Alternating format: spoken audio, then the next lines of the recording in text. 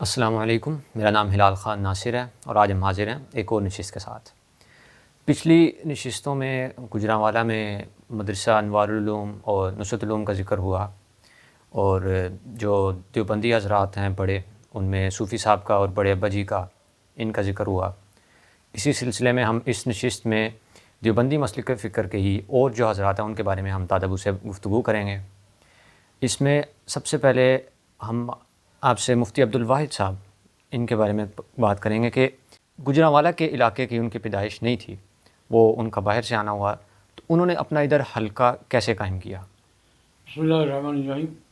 حضرت مولانا مفتی عبدالواحد صاحب رحمۃ اللہ علیہ کا مختصر تذکرہ میں پہلے کر چکا ہوں۔ اصل میں ان کے چچا محترم تھے حضرت مولانا عبدالعزیز سہالوی رحمہ اللہ تعالیٰ، سہارا پنڈی کے ضلع کا گاؤں کا نام ہے، وہاں کے تھے، اور یہ حضرت علامہ انور شاہ کاشمیری رحمۃ اللہ علیہ کے ساتھیوں میں شیخ الہند حضرت مولانا محمود حسن رحمۃ اللہ علیہ کے شاگردوں میں تھے۔ یہ غالباً 1921-22 میں یہ گوجرانوالا تشریف لائے ہیں جامع مسجد کے خطیب کے طور پر۔ تو پھر آہستہ آہستہ انہوں نے 1926 کے لگ بھگ مدرسہ بنایا۔ بڑی علمی شخصیت تھے، محدثین تھے، محدث پنجاب کہلاتے تھے ان کا، اور علامہ شاہ کشمیری رحمۃ اللہ کے خاص ساتھیوں میں سے تھے۔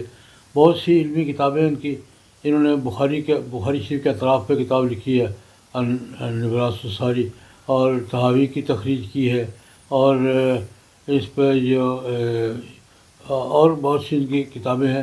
اپنے دور میں یہ ایک رسالہ بھی نکالتے تھے العدل کے نام سے، حنفی نقطہ نظر کی ترجمانی ان کا خاص ذوق تھا، اور اس میں ان کے مکالمے بھی چلتے رہتے تھے۔ تو وہ فوت ہو گئے تو ان کے اولاد میں اس منصب کوئی شخصیت نہیں تھی۔ یہ مولانا عبدالواحد صاحب ان کے بھتیجے تھے، یہ ڈابیل سے پڑھ کر آئے تھے، علامہ انور شاہ کاشمیری رحمۃ اللہ علیہ کے خاص شاگردوں میں تھے۔ تو حضرت مولانا عبدالعزیز صاحب رحمۃ اللہ علیہ کے جانشین کے طور پر مولانا مفتی عبدالواحد صاحب نے مقام شروع کیا، اور 1940 کے لگ بھگ کی بات ہے یہ۔ اس کے بعد یہ ذہین آدمی تھے، سیاسی بھی تھے، علمی شخصیت بھی تھے، اور متحرک کارکن تھے۔ یہ کانگریس کے ساتھ بھی رہے ہیں، ایک زمانے میں کانگریس کے صدر رہے ہیں گوجرانوالا کے، جمعیت علماء ہند کے ساتھ رہے ہیں، جمعیت علماء ہند میں تو آخر وقت تک رہے ہیں، یعنی پاکستان بننے تک۔ غالباً جمعیت علماء ہند پنجاب کے ناظم تھے یہ، اور بڑی مدبر شخصیت تھی۔ تو حضرت والد صاحب رحمۃ اللہ علیہ کے استاد تھے۔ میں نے دیکھا حضرت والد محترم رحمۃ اللہ علیہ کو کہ کوئی اہم مسئلہ پیش آتا تو وہ حضرت مولانا مفتی عبدالواحد صاحب سے رجوع کرتے تھے۔ شیر ہمارے آتے تھے، میں بھی کئی دفعہ ساتھ ہوتا تھا، اور ایک کسی اہم مسئلے پر رہنمائی کے لیے میں نے دیکھا ہے والد صاحب کو کہ دو شخصیتوں پر بہت اعتماد کرتے تھے، مسلکی سیاسی معاملات میں مفتی عبدالواحد صاحب رحمۃ اللہ علیہ پر، اور فقہی علمی معاملات میں حضرت مولانا مفتی محمد شفیع صاحب رحمۃ اللہ علیہ، مفتی اعظم پاکستان۔ فتوے کی بات جب بھی آتی تو وہ کہتے مفتی صاحب سے پوچھو، جو مفتی صاحب کہیں گے وہ ٹھیک ہے۔ تو گوجرانوالا اور دوسرے اس حوالے سے آتے تھے۔ مولانا عبدالعزیز صاحب رحمۃ اللہ علیہ کی لائبریری بہت وسیع لائبریری تھی اس زمانے میں، جو حوالے کی کتابیں تھیں بڑی، حدیث کی، فقہ کی، دوسرے علوم کی، حضرت مولانا عبدالعزیز صاحب رحمۃ اللہ علیہ کی لائبریری میں جامع مسجد میں وہ موجود ہوتی تھی، اور میں نے کئی دفعہ دیکھا ہے والد صاحب تشریف لاتے تھے حوالہ دیکھنے کے لیے، وہاں بیٹھ کے کتابیں دیکھا کرتے تھے، حوالہ نوٹ کرنا تھا وہ کرتے تھے، اور مشاورت وغیرہ کے لیے حضرت مولانا مفتی عبدالواحد صاحب کے پاس آتے تھے۔ آپ نے ابھی ان کا کہا کہ وہ ایک متحرک کارکن تھے، شہری سطح پہ بھی، ملکی سطح پہ بھی، تو ان کی جو انتظامیہ کے ساتھ تعلقات تھے اس کے بارے میں کچھ تفصیل بتائیں۔ اس میں ایک پولیٹیکل آدمی تھے اور سیاست میں سرگرم رہتے تھے، اس لیے، اور تیسری بات کہ جامع مسجد کو یہ ہمیشہ پوزیشن حاصل رہی ہے کہ جب بھی کوئی ضرورت اجتماعی ضرورت پیش آئی ہے شہریوں کو یا سیاسی طور پر، تو جامع مسجد یہ مرکز رہی ہے مشاورت کا بھی اور ورک کا بھی۔ اور بلکہ 1919 کا جو انگریزوں کے دور میں مارشل لا لگا تھا، اس مارشل لا میں بھی یہی مسجد تحریک کا مرکز تھی۔ تو یہ اس کے ایک روایت ہے۔ مولانا عبدالواحد صاحب رحمۃ اللہ علیہ کا بھی ذوق تھا کہ دینی کاموں میں، شہری کاموں میں مختلف طبقات کو اور مختلف مکاتب فکر علماء کو اعتماد میں رکھتے تھے۔ مجھے یاد ہے کہ جب میں جامع مسجد میں ان کے نائب کے طور پہ آیا تھا 1969 میں. جی. تو میں ان کی نمائندگی کرتے ہوئے وہ مجھے بھیجا کرتے تھے جاؤ فلاں سے مشورہ کرو. مفتی جعفر حسین صاحب شیعہ عالم تھے, بڑے اکابر علماء میں, اور مولانا مفتی مولانا اسماعیل سلفی رحمۃ اللہ علیہ اہل حدیث اکابر میں سے تھے. مفتی بشیر حسین صاحب بریلوی علماء میں, یہ قبرستان کے پاس بڑی مسجد کے, اور فاضل دیوبند تھے. مفتی بشیر حسین صاحب فاضل دیوبند تھے لیکن شہر کے اکابر بریلوی علماء میں سے تھے. تو کبھی مشورہ ہوتا تو مفتی عبداللہ صاحب مجھے ان کے پاس بھیجتے, جا مشورہ کر کے اور یہ پیغام دے کر آؤ. ہاں, حضرت صاحب سید فیض الحسن شاہ صاحب رحمۃ اللہ علیہ ان کے پاس بھی میں ہی جایا کرتا تھا. تو میں نے اس ماحول میں اپنے کام کا آغاز کیا کہ ان شخصیات کے ساتھ میرا مفتی عبداللہ صاحب کے نمائندے کے طور پہ بطور نمائندہ رابطہ رہتا تھا. میں ان کے پیغامات لے کر جاتا تھا. مجھے اب بھی منظر یاد ہے, اردو بازار میں اسکول بک ڈپو ہوتا تھا. حضرت مولانا حافظ یوسف صاحب ککھڑ بھی رحمۃ اللہ علیہ, ککھڑ کے اہل حدیث عالم تھے, ان کی دکان تھی وہ. تو میں جب بھی مولانا اسماعیل صاحب سے مجھے اکثر وہ وہاں ملتے تھے اسکول بک ڈپو میں. عصر کی نماز کے بعد وہ آ کے بیٹھ جاتے تھے, کرسی پہ بیٹھے ہوتے تھے. مجھے وہ نقشہ بھی تک اور لوگ آتے جاتے ملتے تھے. تو میں بھی زیادہ تر اسی وقت ملتا تھا, کوئی مشورہ کرنا ہے, کوئی بات کرنی ہے.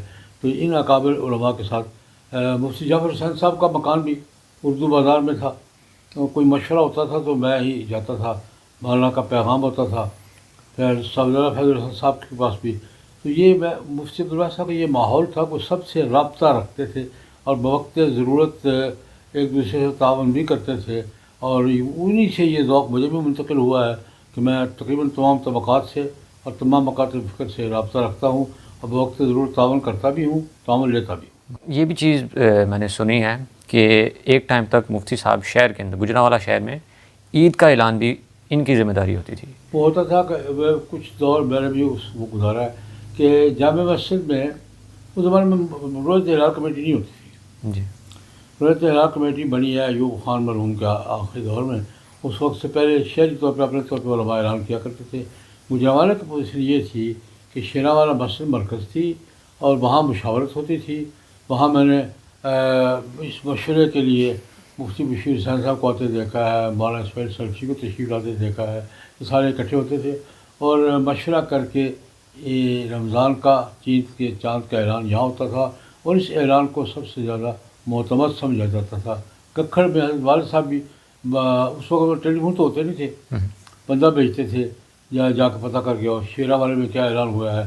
اس سے یہ وہاں ان کو حیثیت حاصل تھی کہ سارے ان کے افتاح پر اعتماد کر, مشورے پر بھی اعتماد کرتے تھے اور ان کی تحریکی سرگرمیاں بھی سب لوگوں کے تعاون کے ساتھ چلتی تھیں.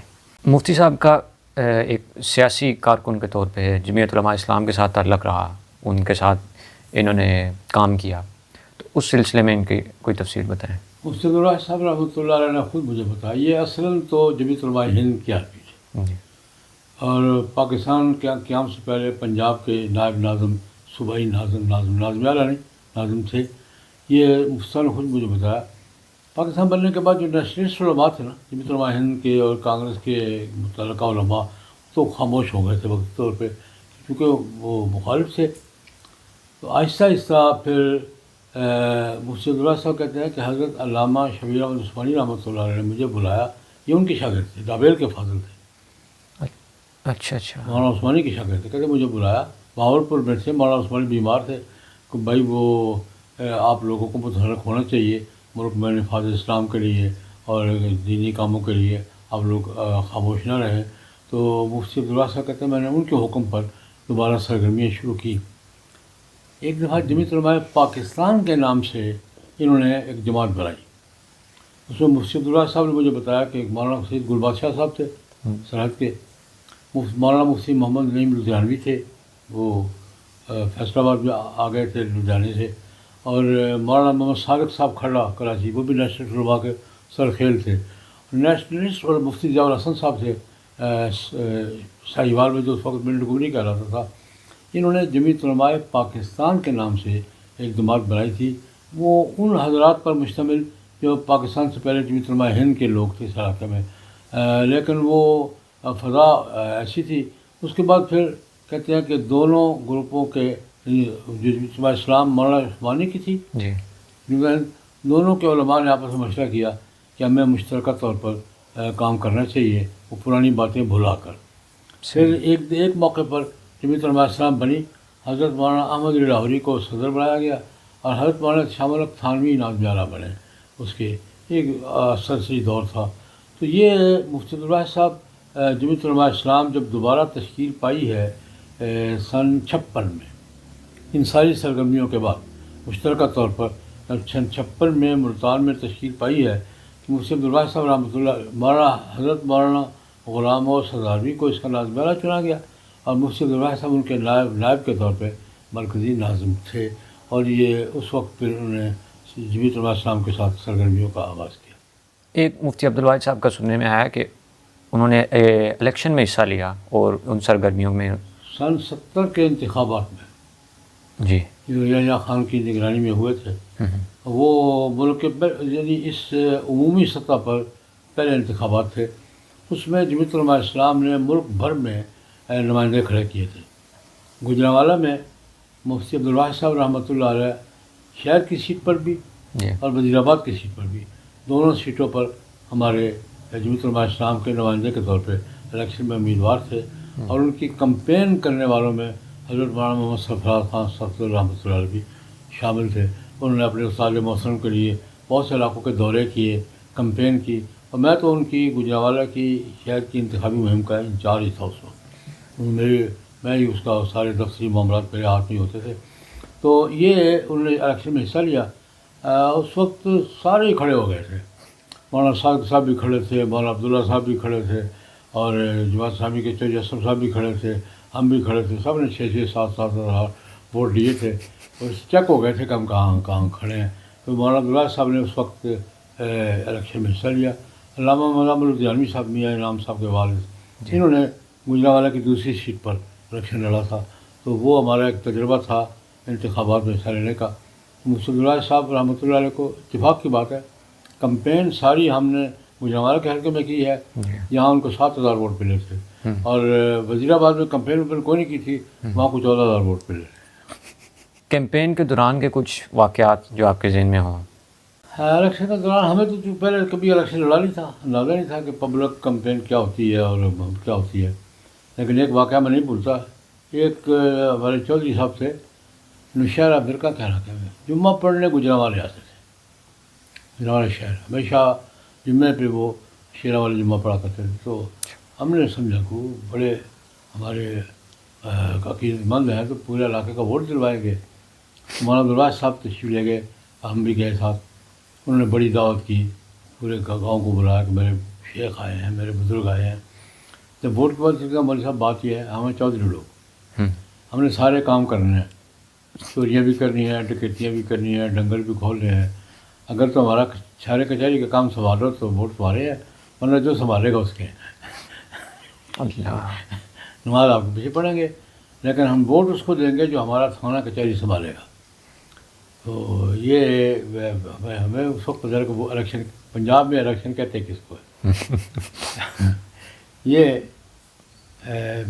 اور بھی جہاں جاتے تھے لوگ احترام کرتے تھے، لیکن ووٹ کی بات جب کرتے تھے لوگ مسکرا کے چپ ہو جاتے تھے۔ ہمارے ضلع کے ایک بڑے بزرگ تھے حضرت مولانا نذیر احمد صاحب، وانڈو کے علاقے میں ذمہ دار تھے، چودھری تھے، اور حضرت مولانا شبیر احمد عثمانی رحمۃ اللہ کے شاگرد تھے، نابیل کے فاضل تھے، اور بڑے صاحب علم آدمی تھے، صاحب علم بھی تھے، صاحب چودھر بھی تھے، اپنے علاقے کے چیئرمین بھی رہے ہیں، وانڈو کے بلدیہ کے چیئرمین بھی رہے ہیں، اور بڑے ڈنڈا مار قسم کے چودھری تھے۔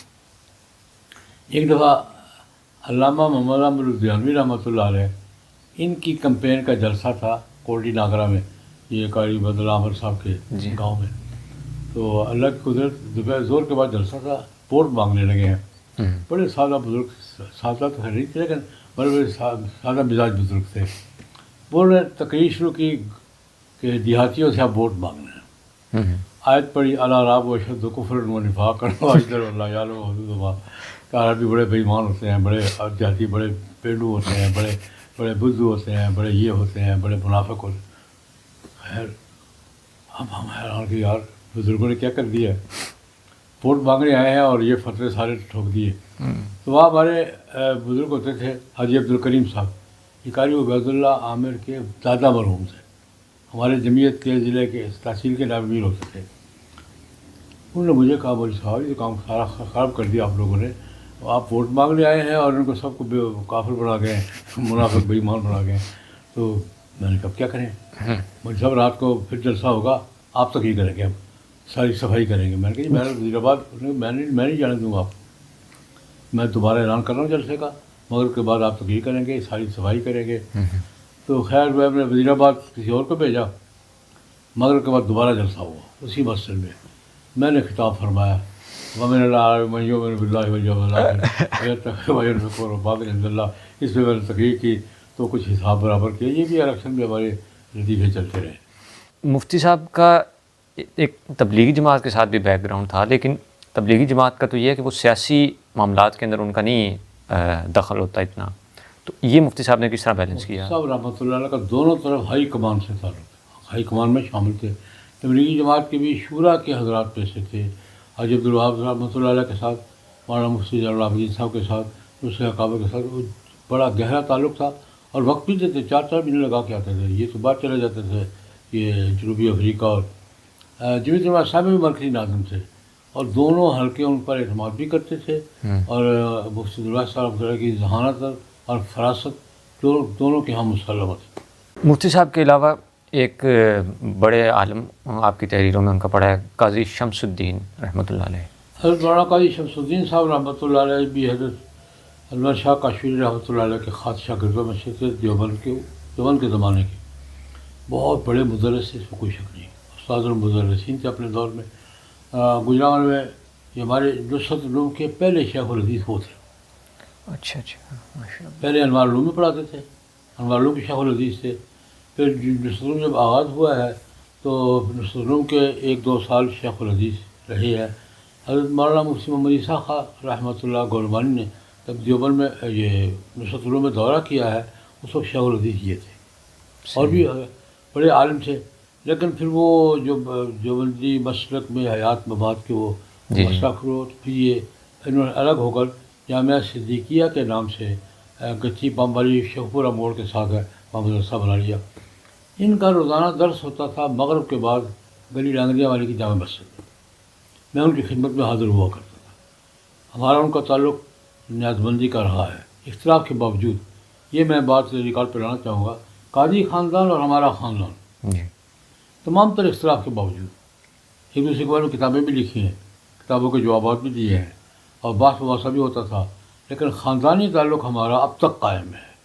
یعنی خاندانی معاملات میں، مشاورت میں ایک دوسرے کا احترام، ایک دوسرے کا آنا جانا. حضرت قاضی شمس الدین صاحب رحمۃ اللہ علیہ کے دور بھی ان کے بڑے بھائی تھے حضرت مولانا قاضی نور محمد صاحب رحمۃ اللہ علیہ، وہ ہمارے بڑے اکابر میں سے تھے اور جس کی جزدار سنگھ میں تھے. پھر ان کے بیٹے حضرت مولانا قاضی صفت اللہ صاحب رحمۃ اللہ علیہ. حضرت مولانا قاضی صفت اللہ صاحب رحمۃ اللہ علیہ کو تو ہم نے گھیر گھار کے سن 77 کے الیکشن میں قومی اتحاد کا امیدوار بھی بنایا تھا. ان کی الیکشن کمپین کا انچارج میں تھا اور ہم نے ساری کمپین بھی چلائی تھی. یہ بات ہماری میں ضرور عرض کرنا چاہوں گا کہ تمام تر اختلافات، مناظرے، ایک دوسرے کے بارے میں کتابیں، لیکن ہمارا خاندانی اور سیاسی تعلق شروع سے چلا اور اب بھی ہے. اب بھی ہم ایک دوسرے کے یہاں جاتے ہیں اور مشترکہ معاملات میں شریک ہوتے ہیں. یہ حضرت قاضی شمس الدین صاحب رحمۃ اللہ علیہ، میں اس پر ایک بات لطیفے کی بھی عرض کروں گا. حضرت قاضی صاحب بیمار تھے، جب وفات سے کچھ دن پہلے والد صاحب نے مجھے کہا کہ میں یار قاضی صاحب کا پتہ لینے جانا ہے، تم بھی ساتھ چلو. ٹھیک ہے، میرے بزرگ ہیں. عمار اس وقت حفظ کر چکا تھا دوسروں پر. میں نے کہا تم بھی ساتھ چلو. تو ہم تینوں گئے. میں، والد صاحب تھے، میں تھا، عمار ناصر تھا. حضرت قاضی صاحب نیم بے ہوشی اور کمزوری کی حالت میں. تو میں نے ان کے سامنے کھڑے ہو کر حضرت 3 پشتیں حاضر ہیں. قاضی صاحب کی آنکھوں میں آنسو آ گئے. میں نے کہا حضرت 3 پشتیں حاضر ہیں. تو وہ قاضی صاحب نے اس پر بڑا اثر لیا اور بہر ہمارے بزرگ تھے، مزاج ان کا اپنا تھا. مولانا قاضی نور محمد صاحب کا مزاج اپنا تھا، قاضی شمس الدین صاحب رحمۃ اللہ علیہ کا مزاج، لیکن ہمارے اکابر تھے. ہم نے ہمیشہ انہیں اپنے بزرگوں کی صف پہ ہی دیکھا ہے اور اپنے بزرگوں کے طور پر ہی ہماری نیاز بندی رہی ہے. انہوں نے بھی ہمیشہ شفقت فرمائی ہے. یہ شہر کی بڑی علمی شخصیات میں سے, بڑے مدرسین میں سے. گجرانوالہ میں جو اشرف العلوم اور ان کے مولانا خلیل رحمۃ اللہ علیہ, ان کے بارے میں آپ بتائیں. ہاں, مدرسہ اشرف العلوم حضرت مولانا مفتی محمد خلیل صاحب رحمۃ اللہ علیہ, یہ معروف معنوں میں جو پاکستان بننے سے پہلے مدنی تھانوی تقسیم تھی, جی یہ حضرت تھانوی رحمۃ اللہ علیہ کے حلقے کے بزرگوں میں سے تھے. حضرت مولانا مفتی محمد حسن صاحب رحمۃ اللہ علیہ جامعہ شفیہ لاہور والے, ان کے ساتھ ان کا تعلق تھا. اور وہ جو فرق تھا مدنی تھانوی کا یہ تھا, اور بڑے عالم تھے, بڑے بزرگ تھے. یہ انہوں نے مدرسہ بنایا اشرف العلوم باغبان پورہ میں. یہ بھی گلی ڈانگریا والی میں درس دیا کرتے تھے, لیکن ان کا رہائش کی بخشے والے میں تھی, تو صبح کی نماز یہ جامع مسجد میں پڑھتے تھے, کا معمول تھا. اور میں درس دیا کرتا تھا, درس میں تشریف فرما ہوتے تھے, حوصلہ افزائی کرتے تھے, پیچھے تھے. ایک دفعہ میں نے درس شروع کر دیا امام ذہبی رحمۃ اللہ علیہ کی کتاب الکبائر کا, تو وہ یہ مجھ سے کہتے ہیں تم اتنا کچھ کہاں سے پڑھ کے آتے ہو. درس سنتے اتنا کچھ کہاں سے پڑھ کے بلکہ حضرت کتاب الکبائر ہے امام ذہبی کی, وہ میں ایک 70 کے قریب فصلیں ایک فصل روز کی سنا دیتا ہوں. تو پھر وہ یہ شاباش بھی دیتے, حوصلہ افزائی بھی کرتے. یہ ہمارے بڑے اکابر علماء میں سے تھے. اشرف العلوم بڑا مدرسہ ہے, بڑا شہر کے بڑے مدارس میں سے ہے. اور یہ اس حلقے کے ان کا ایک بڑا ایک عجیب لطیفہ بھی واقعہ بھی, سائیکل پہ آیا کرتے تھے. مجھے اہل حدیث عالم تھے مولانا حکیم محمود صاحب, ان کی حفظ آباد روڈ پہ دکان تھی, وہ صرف حکیم تھے. ایک دفعہ مفتی صاحب سائیکل پہ جا رہے ہیں تو ٹرک سامنے سے آیا. حکیم محمود صاحب رحمۃ اللہ نے مجھے خود بتایا کہ میں نے دیکھا ٹرک, وہ مفتی صاحب گرے, ٹرک اوپر سے گزر گیا. میں دوڑا گیا تو وہ صاحب اٹھ کے کپڑے جھاڑ رہے ہیں. اللہ کی قدرت. کہتے میرے سامنے ٹرک سامنے سے گزر گیا, ٹرک یہ سائیکل سے گرے ہیں, ٹرک اوپر سے گرا چلا ہے, ٹرک سائیکل کے اوپر سے بھی ان کے اوپر سے بھی. میں کہتے دوڑا گیا, میں نے کہا مجھ دیکھا تو وہ اٹھ کے ٹھیک ٹھاک کپڑے جھاڑ رہے ہیں. یہ اللہ کا قدرت, ٹرک پہ کہیں درد میں نہیں آئے. قاضی شمس الدین کے ساتھ آپ نے ان کے جو بڑے بھائی تھے قاضی نور محمد, ان کا آپ نے ذکر کیا, تو ان کی کچھ تفصیل بتائیں. ان کی سرگرمیاں تو میں نے زیارت نہیں کی. میں نے اچھا مطلب قاضی نور محمد کی زیارت میں نہیں کی. ان کے خاندان کے ساتھ میرا تعلق اب بھی ہے, لیکن ان کی زیارت میں نہیں کر سکا. بلکہ چلو یہ بات بھی شامل کر لیتا ہوں. ایک دفعہ جب یہ حیات النبی کے مسئلے پر حضرت مولانا قاری محمد طیب صاحب رحمۃ اللہ علیہ نے یہ دونوں فریقوں کو پنڈی میں اکٹھا کر کے ایک صلح نامہ کروایا تھا, دستخط کروائے تھے. اس کے بعد میری نیت ہو گئی تھی کہ حضرت قاضی صاحب سے میں بیعت کروں گا. عقیدت میری یہ تھی غیبانہ. میں قلعہ اظہار سے میرے مفیدار بھائی تھے مولانا سید عالم شاہ صاحب, وہ ان کے مرید تھے. مجھے ترغیب دیتے رہے. میں نے کہا ٹھیک ہے جی. وہ اشکال تھوڑا تھا, وہ حیات ممات کا تھا, لیکن جب وصالت ہو گئی تو میرا پروگرام بن گیا کہ میں اکیلے جاتا ہوں اور حضرت قاضی صاحب کی بیعت کرتا ہوں. لیکن ہوا یہ کہ قاضی صاحب وہیں پنڈی میں فوت ہو گئے. تو جمعے پہ میں گیا ہوں, لیکن بیعت کی بجائے ان کی تعزیت کی تقریر ہونی ہے. زیارت ان کی میں زیارت نہیں کر سکا. عقیدت میری ان کے ساتھ تب بھی تھی, اب بھی ہے. ایک اور بزرگ شہر کے ایک بہت بڑے خطیب کا آپ کی تحریروں میں پڑھا ہے, مولانا عبد الرحمٰن جامی رحمۃ اللہ علیہ, ان کے بارے میں بتائیں. یہ مولانا عبد الرحمٰن جامی پنجابی زبان کے بہت بڑے خطیب. ان کی 2 خوبیاں, بلکہ 3 خوبیاں میں گنا کرتا. ایک تو پنجابی زبان کے بڑے زبردست خطیب تھے, اور دوسرے سیرت النبی کے بہت حافظ تھے. میں اتنی گہرائی کے ساتھ ایک واقعے میں بات شروع کرنی ہے انہوں نے, اور اس کے متعلقات بیان کرتے کرتے گھنٹہ سوا گھنٹہ ایک واقعے کے گرد ہی گھوم چڑھا انہوں نے, اور بڑے اچھے انداز میں بیان کرتے تھے. اور تیسری بات ان کی, وہ مزاج میرے والا تھا, وہ سب کہاں جاتے تھے, سب کہاں تقریر بھی کرتے تھے اور شریک بھی ہوتے تھے. پھر ایک زمانے میں ٹکراؤ بھی ہوا, لیکن وہ اور ان کے ساتھ ہمارا ایک مسئلہ اور تھا. سن 65 کی جنگ سے پہلے شہر میں سول ڈیفنس کا علماء ونگ بنا. سول ڈیفنس میں اس وقت کے حکام نے اس کو علماء کو شامل کیا جائے. شہر میں علماء کا ونگ بنا سول ڈیفنس کا اسکواڈرن، علماء اسکواڈرن. مولانا عبدالرحمٰن جامی کو اس کا کمانڈر بنایا گیا. میں اس ونگ کا حصہ تھا. اس سول ڈیفنس کے علماء ونگ کے ایک کارکن کے طور پہ مجھے اب تک ساری سرگرمیاں یاد ہیں. ہم چوکوں میں کھڑے ہو کر تقریر کیا کرتے تھے، لوگوں کو سول ڈیفنس کی تربیت دیا کرتے تھے، ہم جلسے کرتے تھے. اور میں نے خود 65 کی جنگ میں، اس وقت میری عمر 17 سال تھی، لیکن میں نے 65 کی جنگ میں پلوں کے پہرے بھی دیے ہیں، کمپین بھی کیا، خون شہداء کے لیے خون جمع کیا کرتے تھے. تو وہ بھی ہمارا وردی بھی ہماری تھی. اور میری وردی کے ساتھ ایک فوٹو ہماری چھوٹی باجی، آپ کی نانی محترمہ اقبا کہیں پڑی ہے، تو وہ کبھی کبھی دکھاتی ہیں مجھے. یہ سرگرمی مولانا عبدالرحمٰن جامی رحمۃ اللہ علیہ کے ساتھ ہماری رہی ہیں کہ ہم نے شہری دفاع میں باقاعدہ کارکن کے طور پہ، رضاکار کے طور پہ ہم نے کام کیا. آپ نے بتایا کہ آپ نے ان کے انڈر اس میں کام بھی کیا اور ویسے بھی ان کا ساتھ رہا، تو آپ کے ذہن میں ان کے کوئی واقعات ہوں، کوئی ان کے خطابت کے؟ ان ابتدا میں مجھے بھی اشکال ہوتا تھا کہ یہ شیعوں کے جلسے میں چلے جاتے ہیں، بریلویوں کے ہر جلسے میں جاتے ہیں. لیکن دو باتیں میں نے جس وقت ایک تو صاحب نے بیٹھ کے سنی ہے نا، چوک غریب نواز گھنٹہ گھر کے پاس شیعہ حضرات کا جب سالانہ جلسہ ہوتا تھا 10 محرم کو شام، بہت بڑا جلسہ ہوتا تھا. اس کے مین مقرر مولانا عبدالرحمٰن جامی ہوتے تھے. شیعوں کے جلسے کے؟ یا اور 10 محرم کے جلسے کے. تو ہم شوقین لوگ تھے. مفتی جعفر حسین صاحب کی صدارت ہے، جامی صاحب کی تقریر ہے، ٹھیٹ پنجابی بولتے تھے. میں تو پنجابی سننے جایا کرتا تھا، پھر ٹھیٹ پنجابی. مجھے یاد ہے اسی طرح خطبہ پڑھا تو پنجابی میں کہتے ہیں آج دل کر رہا نال اتوں ٹورا جسوں ٹری سی، یہ کہہ کہ حضرت عثمان کی شہادت بیان کی. ان کی مظلومیت جاتی چیخیں نکلوا دی لوگوں کی.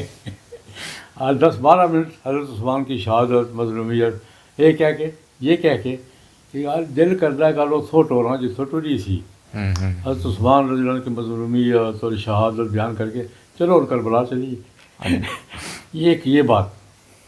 اچھا، یہ مسلموں کے ساتھ ہی جلسہ تھا. مولانا غلام فرید رضوی بریلوی عالم تھے، ان کا مدرسہ تھا، مدرس عالم تھے، پھر MPA بھی رہے ہمارے قومی یہ متحدہ مجلس عمل کے تحت. ان کے جلسے میں تقریر فرما رہے ہیں، بریلویوں کے جلسے میں غضب کی بات کی، نور بشر پہ بات چھیڑ دی. تو اپنے پیج میں کہتے ہیں اوپر لکھا لگ گیا اسی سمجھ لیا اسی بشرا وہ کیویں ہو سکتے ہیں، کوئی ایسی نہیں جی وہ سجو. ایسے انداز سے بات کی کہ لوگ طرف اٹھے. اوپر لکھا لگ گیا اسی بشرا وہ سارے ورگے کیویں ہو سکتے ہیں، کوئی وہ صحیح کوئی نہیں جی وہی سارے. یہ ان کے بڑے لطیف انداز میں بات کرتے تھے. اور شہر کے سب سے بڑے خطیب تھے. جمعے کا اجتماع ان کا کمال کا ہوتا تھا. میں بہت جمعے ان کے پیچھے پڑھے. ہاں، مولانا جامی ان کی خطابت کی وجہ سے ان کی شہرت ملک بھر میں ملک بھر میں جاتے تھے. ان کو مین خطیب کے طور پر بلایا جاتا تھا. اسی تناظر میں وہ بادشاہی مسجد کے خطیب بھی بنے ہیں اور کافی عرصہ بادشاہی مسجد کے خطیب رہے ہیں اور بڑے کامیاب خطیب تھے. لیکن یہ ہے کہ باقی ملک میں پنجابی میں کرتے تھے تقریر، بادشاہی مسجد میں اردو میں کرتے تھے. تو ملک میں ان کی دو میں نے یہ دیکھا ہے، بات جہاں بھی کرتے تھے اپنی کرتے. اور دوسری بات یہ کہ سیرت النبی کا اتنا بڑا حافظ میں نے ہونے تھا. ایک جزوی مسئلے پہ بات شروع کی ہے اور گھنٹہ اسی مسئلے کے گرد گھومتے رہے. میں نے ان کا کمال دیکھا تھا. اس نشست میں ہم نے گوجرانوالہ میں جو دیوبندی علماء کرام تھے ان کے بارے میں گفتگو کی، تفصیل پوچھی. اگلی نشست میں ہم جو دوسرے مکاتب فکر کے علماء تھے ان کے بارے میں ہم دادا ابو سے بات کریں گے. اگلی نشست میں ملاقات ہوگی. السلام علیکم.